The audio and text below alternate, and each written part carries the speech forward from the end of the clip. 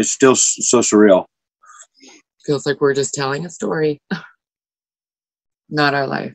Brandy and Joel Harris are in disbelief over the shooting death of their brother and son, a guy remembered for making the best of every situation. And he was always smiling, no matter what. It could be the worst of times, and he's smiling.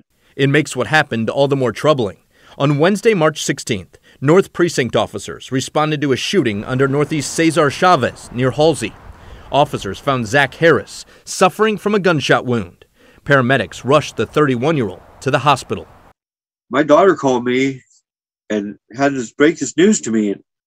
She didn't even have to break it to me. She just said, "Dad, you know who it is." As devastated as the Harris family was, they were just as hopeful because Zack was still alive. But in the hospital, his condition worsened, and Zack died about a week after the shooting. Part of me went with him that day. I second-guessed myself, what if I would have done this? What if I'd have been a better role model? What if... The Harrises say what makes this so upsetting is that Zack was just starting to turn his life around after about a year living on the streets. He was making wise choices, and you got took him before he could, fully bloom and fully be himself and figure things out. The unprecedented level of gun violence in the Rose City is to blame. So far this year, there have been more than 370 shootings.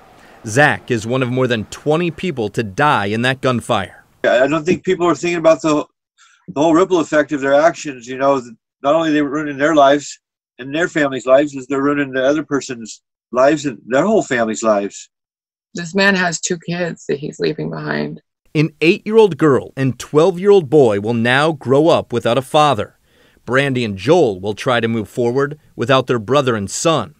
It's an uphill battle that will only get easier if police can track down Zack's killer. It's not going to make me feel any better, but it's going to be someone else ain't going to have to go through this. You cannot help but feel for the Harris family. They spoke to us in hopes of bringing some attention to Zack's case and ultimately some leads for detectives to act on. Speaking of which, if you have any information, you are urged to contact the Portland Police Bureau.